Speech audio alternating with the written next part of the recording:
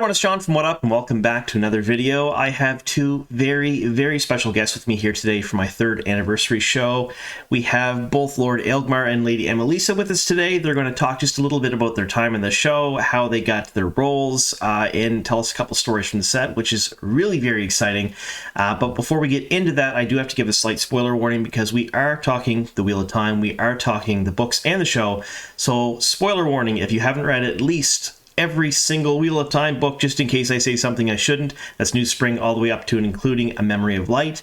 Or watch the Prime Video show, that's episodes 1 through 8 on Amazon Prime, The Wheel of Time. Be forewarned, I may ruin character arcs and plot points from all of those mediums. Hi folks! Thank you so much for being here, I really appreciate it. This is really cool, actually. Well, thank you for having me.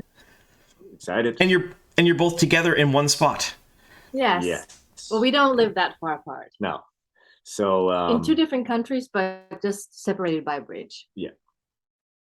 That's crazy, especially to someone from North America, where 2 countries aren't not that close together. Yeah.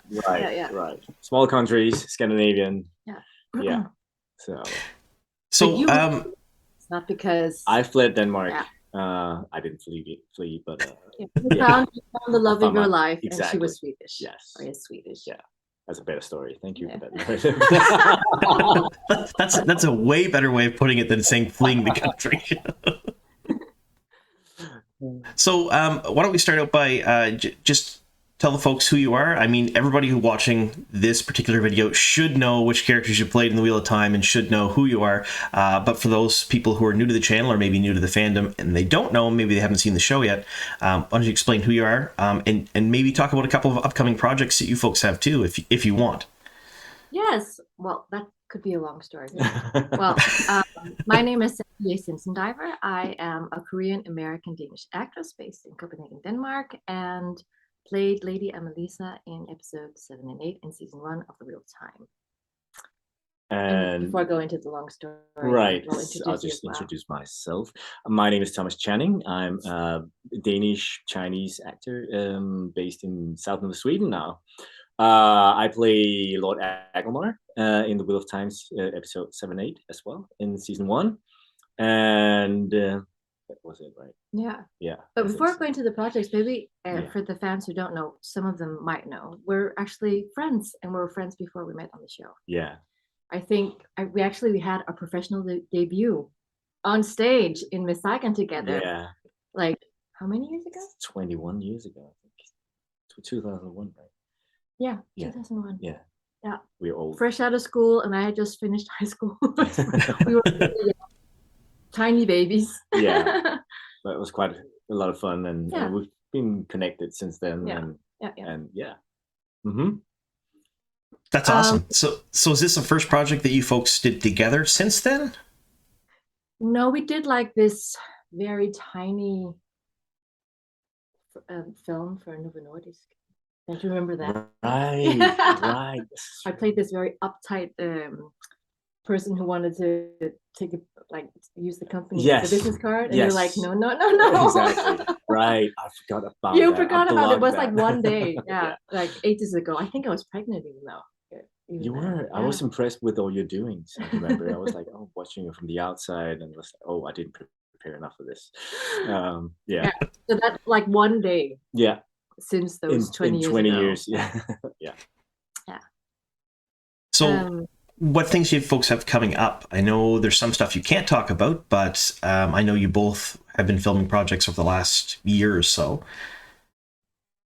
Yes. So funny story. So actually, I was originally offered a smaller part in Foundation season 1, like straight off the bat. I was still in Prague shooting The Wheel of Time, but it was the first time I'd been away from my kids, who they weren't that old then, and I felt really bad not coming home and then leaving for Ireland to shoot for another 6 to 10 weeks, pandemic times. So I said no, but then they came back a season after and offered me a bigger part. So I've been doing that. It's not a secret. Of course, I can't say when it's coming out or what the plot line is, but I can say that I play political advisor to a young queen, a new character in Joiner Rue. and appear across the season in season 2. And I did that practically all of last year. I just finished in July, so it's been since October last year until July. And right now I'm just filming a smaller part in the Danish crime series. Very cool. With one big show.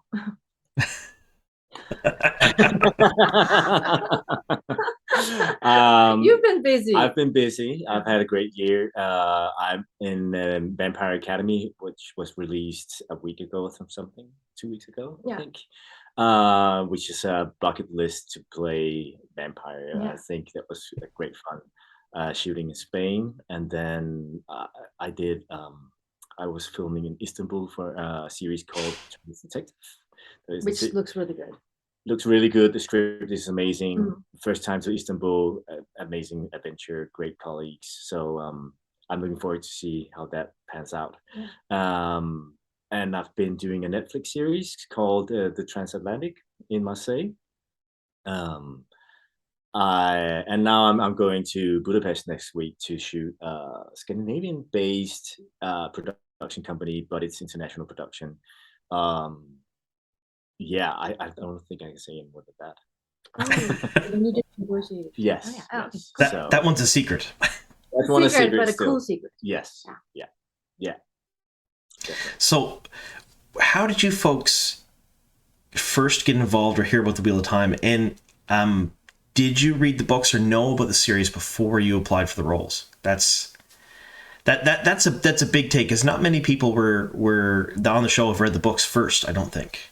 Right. Yeah. So I actually auditioned for some parts before we connected and spoke about it. Sandra was casted for 2 or 3 parts, and at that time I didn't know about the books or the series, but a friend that helped me, he said oh, this is a huge series, it's great, it's fantastic, I hope you get this. I didn't get those parts. But no, I didn't know anything about them, neither the books or the series at that time. And I also think the breakdowns the casting director was setting out, they had code names. Exactly. But everybody was talking about the big project that was being cast, and it would be like a huge deal. Yeah. So originally I sent a self-tape for one of the other characters and was among the last 2, and I must say that I can understand why they chose what they chose, because she's amazing. But they really liked me and returned maybe a month later and asked me to play a smaller part in episode 6, I think. And it was, but in 2 weeks of shooting, and I was actually engaged to play in a big music show at the Royal Theatre, and I was like, no, this is a 4 or 5 month engagement. I'm gonna leave it for 2 weeks. And then a month passed, and then they came back and said, okay, got a better part for you. Sent me with the scripts. I read it and I was like, okay, this is a really interesting part. But it actually meant that I had to leave the Royal Theatre, and I think I got the offer on the Wednesday. I read the scripts. My agent was like, what does the money look like? What are the conditions? And then Friday I was like, okay, I want to do this. This is really exciting. And I was supposed to start rehearsal on the Monday. So I called the theater director and said, I have this offer, I really want to do it. And he was like, well, I don't know if I can replace you, but I'll get back to you. So waiting all weekend. Sunday evening he sent me a text message, well, we haven't found anyone to replace you yet, but we really don't want you to be here if you would rather be somewhere else, so bless you, off you go. So I got the part, and then went to Prague, had table reads, costume fittings, makeup fittings, and actually at the table read, I was looking around and thinking, okay, who's going to play my big brother? Because I could read in the scripts that there were major scenes with this actor, and I was like, oh, so excited to see who I'm going to work with. And I was like, okay, Kelly, who's going to play my older brother? And she said, well, we had to find you first. Now we found you. Now we can go look for him. And I was like, oh, have you seen Thomas Chaanhing? and actually said, yeah, we saw him, but well, we don't know. We don't quite know if he's right. And I was brutally honest. Can I say that to everybody? Yeah. I was brutally honest, and I said, I saw the tapes. You're too wicked. You sent 17 pages to be learned within like 24 hours or 2 days. It was crazy. I was like, you can't get proper work. And he's so much better than that. So you should really give him a chance. And then they reached out to his agent and sent him the breakdown. And and then you taped for it and got the part. Yeah. That's awesome. Yeah.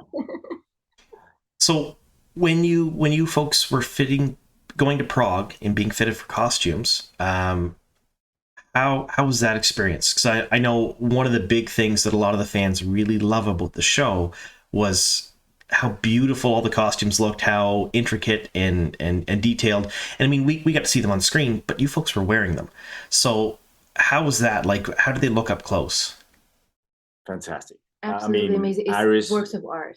Yes, Iris was just amazing to work with. Her ideas and her design is above like the moon. It's really, when I look at the sketches that she made for us, I was like, wow.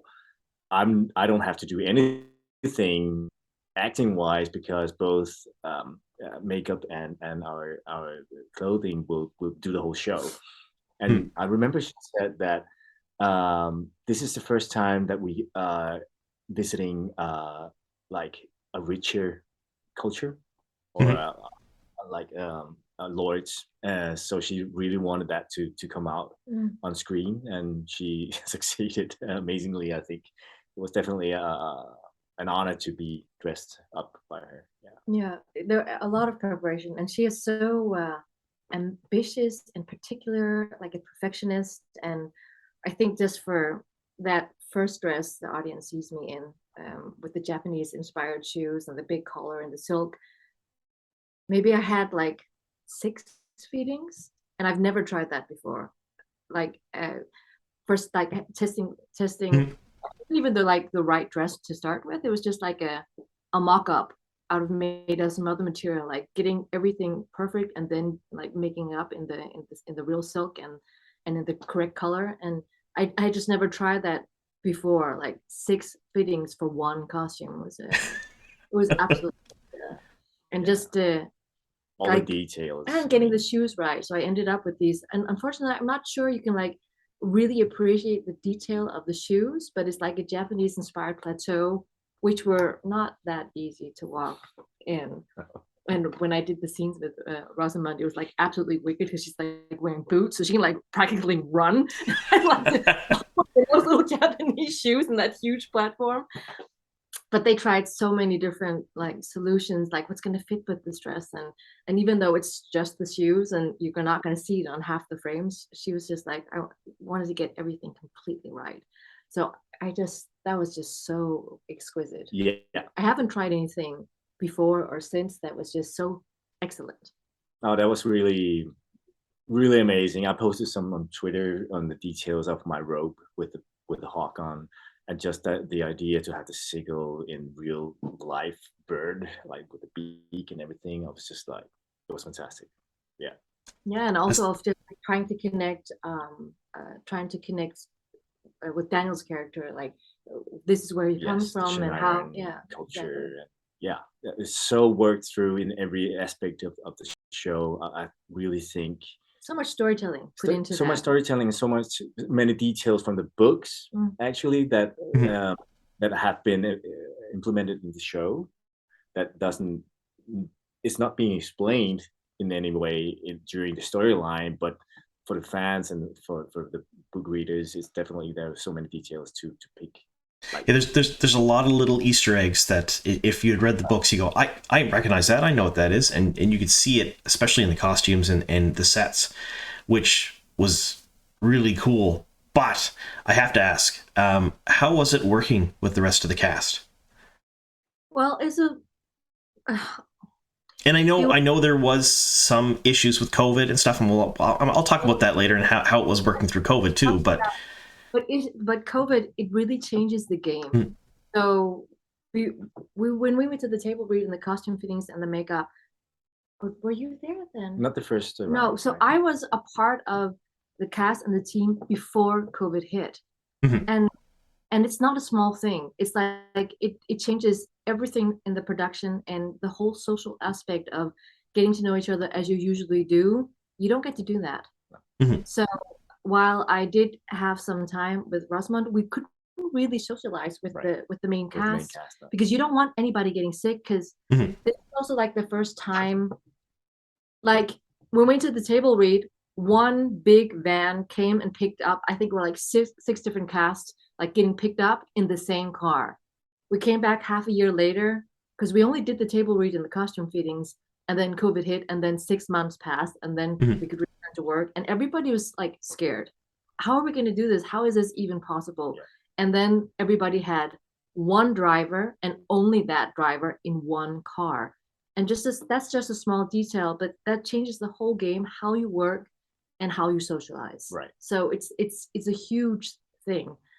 So that was even more lucky that you came on board, yes. because we were allowed to socialize. Right. We were allowed to rehearse together, exactly. and spend time together when we weren't offset, and we had a lot of waiting, because nobody had shot during COVID, so they didn't know how we were going to do it. Exactly. We're going to get everybody down here, everybody's going to be ready, and we're going to like take one, not even week at a time, like one day at a time, and push ourselves through this. So I was just so grateful and happy that this happened. So having Sandra definitely was a help to not feel lonely, because we were off for a couple of weeks, 6 or 7 weeks. I think we had so much prep. We did. And then we met some of the other cast members, Guy, Amalisa, and we were allowed to hang out with them as well, because we had scenes together. But otherwise, the production company, they were like, you can't mix, because we can't. You have to stay at home, go to work, don't do anything else. But because we were having scenes together, we were like, okay, we can see each other. Otherwise, we were practically only allowed to be outside. We couldn't go any stores. Had to like order everything online. Just our apartment, work, walk outside. That was pretty much it. And when we were walking outside, we were masked up. But we did have our daily walks. We had an ice cream store that we were go out again and then walk down the river with our ice creams. It's a getaway. No, but because usually you have like a startup, whatever, socializing. And parties. And you go up for drink or dinners and stuff like that, and all that kind of disappeared. And it actually hasn't returned either. Even on the big production on Foundation season 2, we weren't allowed to do those things, because it has such huge consequences when somebody gets sick.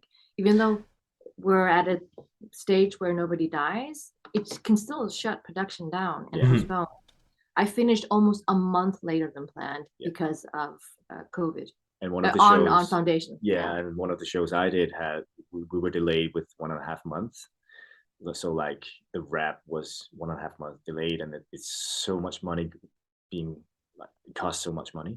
We didn't even have a wrap party on Foundation because they were like, there's still like 1 week with very few cast members. So you didn't, for that 1 week, we couldn't like say goodbye. And we did a huge job. It's like been 9 months, but it's like, okay, I wish we had a party, but we didn't have a party. So it's kind of it's wave and then.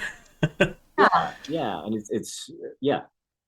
So that was the conditions. Yes, and this was like one of the first productions out of the gate during COVID. So because you were filming before, and then you had, I think the production shut down twice, I believe, for COVID over the filming of the first season. The movie finished, I think, that 3 weeks after we finished. They were supposed to film, and then they had to shut down again. So it's a minor thing. It's so huge. And even if the governments have their restrictions, all the companies have to have their own COVID policy. Protocols to follow. So it's just it's a big thing when planning productions now. And they don't want to take any chances or risks. No, it's a whole lot of money if you all get sick. I would imagine. If one lead character gets sick, it's just so many consequences. If you're shooting every day, you can't replace those scenes with someone else. So. So after you folks were done filming, at what point did you did you really think to yourselves, wow, this is going to be big? Because it was, up until Lord of the Rings, I believe, one of the biggest shows Amazon ever had. Well, it's a little double, I think, because I think within the business, when something has a code name, you know it's like a big thing. Mm-hmm. And something is optioned for 7 seasons, you also know it's a big thing. Yeah. But I also think that we're lucky in that sense that we live in Scandinavia, and Amazon Prime isn't a big thing here. So even though we were part of a huge global experience with fans and like the biggest show to be seen globally in all that year, it was like pretty calm here in Scandinavia. Yeah, exactly. So it wasn't a big deal. No, it wasn't. But I think we realized it when we were cast, because then you start to research what is this, and people were talking, like Guy and Amar told us, oh, this is going to be huge. And then Eerie Geeky leaked that we were in Prague, so we understood there was a big fandom already. And that was like, oh, really? And when we were looking into that, it was this huge detective work. I mean, and it was like, what am I? Like, who am I to be interesting for these people? So that was also like a signal that but then actually, this is one of my favorite stories when people are like, okay, how was it shooting on this huge show? And I was like, well, actually, the fan base is incredibly engaged and worldwide and really fun. And some I have to say about the Wheel of Time, I really think the fan base is 90% love. Yes. And a lot of and compared to other fan bases, which can also be very hateful, I really don't find that to be true with the Wheel of Time fans. So I just found it to be very entertaining that I would go out and have sushi at one of the table reads and just like post a picture of my sushi and not even who I'm having dinner with. And that can be like a source of detective work. So they figure out, okay, she had sushi in Prague and the table read is like the day after. She must be a part of the Wheel of Time. I just found that amazing. And the picture with you next to the horse and like that little half sign of the name and they could see which horse it was. Yeah. I was amazed when it happened. I was like, oh, I have to be careful with what we're posting. Yeah. Because of all the NDAs. So actually I was a little worried with that picture because it said Archie. Yeah. And then they put like Madeline beside with the same horse. I was like, oh no, what have they done? And I also remember like when we were filming some of the magic in that quarry. I do remember looking up, and it was like in the middle of the night because we're shooting nights. Looking up, and it was like far away. This little man walking on this little bridge of this quarry. I'm just thinking, is it a light guy up there trying to fix some kind of light? And there was obviously somebody who had followed a truck. And I'm telling you, this was out in nowhere. It wasn't at all close to the town or the studios or anything. And it was the middle of the night. Somebody's walking up there in a quarry. Like you have to drive maybe 2 kilometers into the quarry to find where we were. In the middle of the night, somebody's walking up there. And then less than a week later, pictures were leaked of the green screens, and then like these small bodies lying, and then you watching your episode trying to figure out who could that be? Once we start filming, just so funny because you couldn't see what it was or who it was, and I was just laughing that the fan base can be so dedicated to follow a car in the middle of the night in fucking nowhere and take a picture of something they don't even know what it is. No, I was like when the leaks of the what's it called? Like the meadow where we were shooting arrows. There was these flags from Lord Agelmar, this can be Shannara, and I was like, wow, I was just amazed. And that was after I wrapped actually. So I was like, and it was just a week after. So yeah, good job. Dedication. Yeah. So you heard it here first, folks. So if you follow the set around, you might get some photos, and they're not going to mind. No, Amazon will mind. So I just have a couple more questions before I let you guys go. I don't want to keep you too long, but I have to ask that since the show came out, so since it aired, where did you first see your episodes? Did you get to watch them beforehand, or was it watching them at home, or how did that work? Well, actually, I had, because this was like my first, I've only mainly done Scandinavian things, so this was like the first big, huge Scandinavian thing or international thing I was going to see. So I had actually, with the production company I was working with at that time, asked if I could use they had like a small cinema, and then invited my friends to come see it. But then there was a new lockdown and we couldn't go see it, so I ended up seeing it at home alone. Oh no.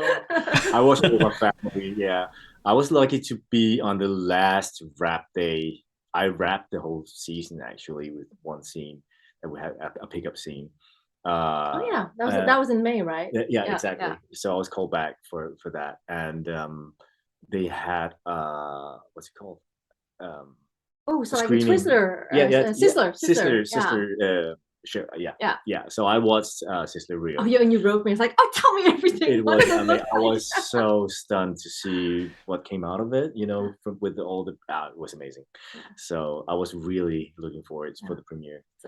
So I got to see it in lockdown. Well, all my friends who were supposed to see it, we watched it online at the same time. So I got little text messages.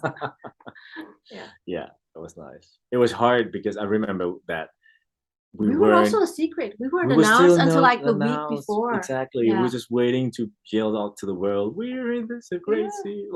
So was that by design? Was that something that Amazon had said, that we don't want to announce your characters, we don't want to do those things, or did it just not happen and you were waiting? As a large company, it's very much top down, and sometimes I think the company is so big that whoever our reps are in communicating with on their side, they don't even know why are we doing this and this, what is the strategy. Somebody has a strategy, but because it's so top down, not everybody knows everything. But I'm guessing that they wanted to wait with announcing us to not tell the fans like, where is this going, where we were gonna end. Exactly.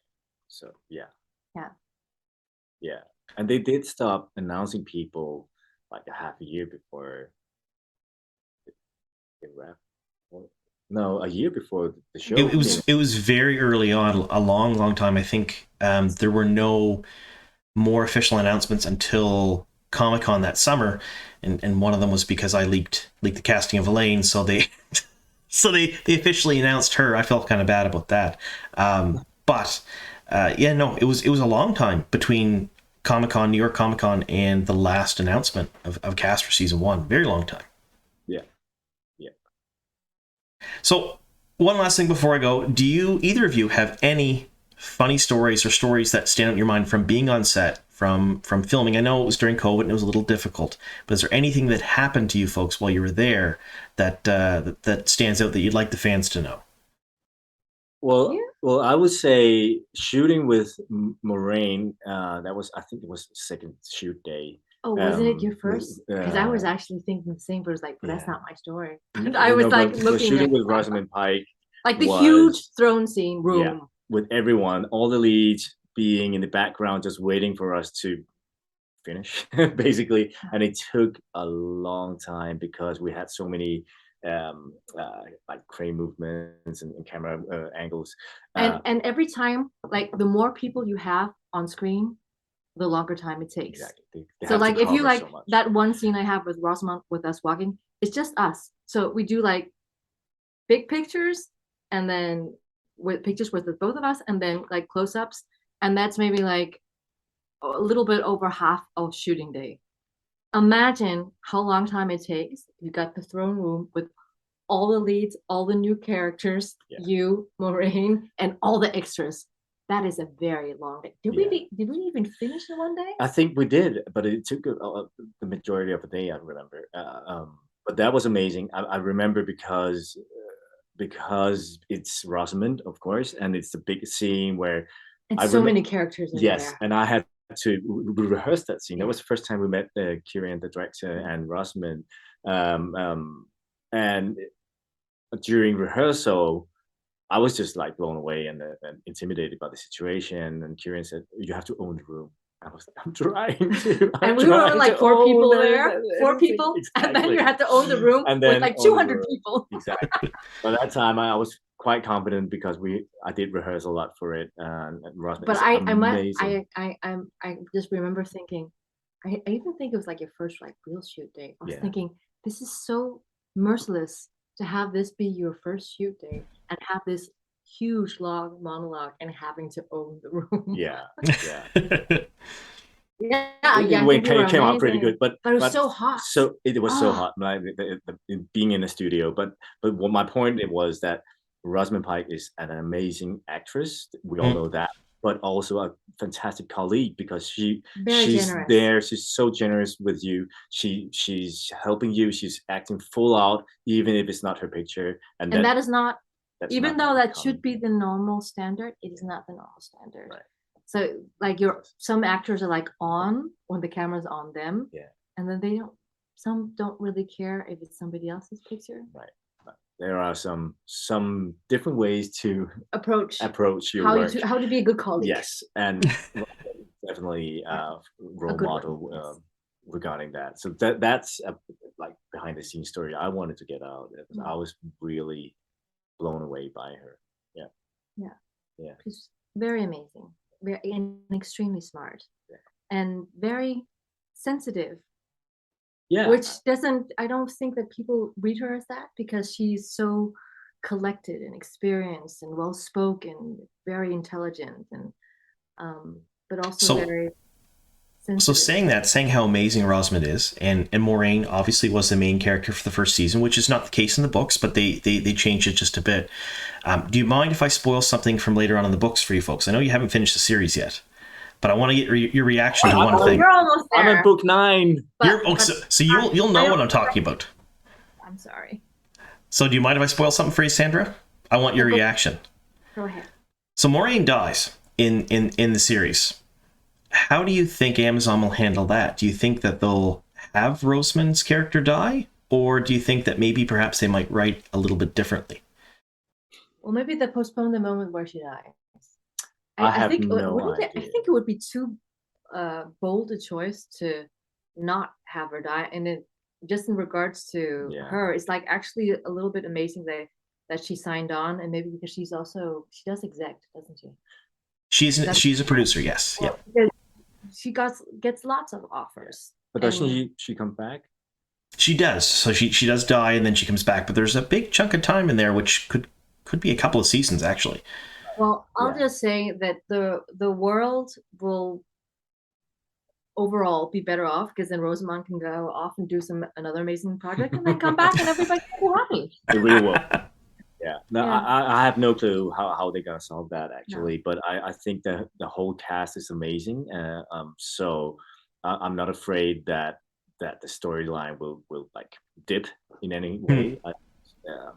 All the characters and all the actors on the show could carry pretty much a big show by themselves. So and the big TV series with great IP usually just has the audience engaged. So I'm pretty sure you're right that people will be engaged at the characters and other storylines, even though it hopefully will feel tragic when Moiraine dies. Definitely. Mm-hmm. Well, I want to thank you both very, very much for sitting down with me today. This was a whole lot of fun. I didn't sleep much last night.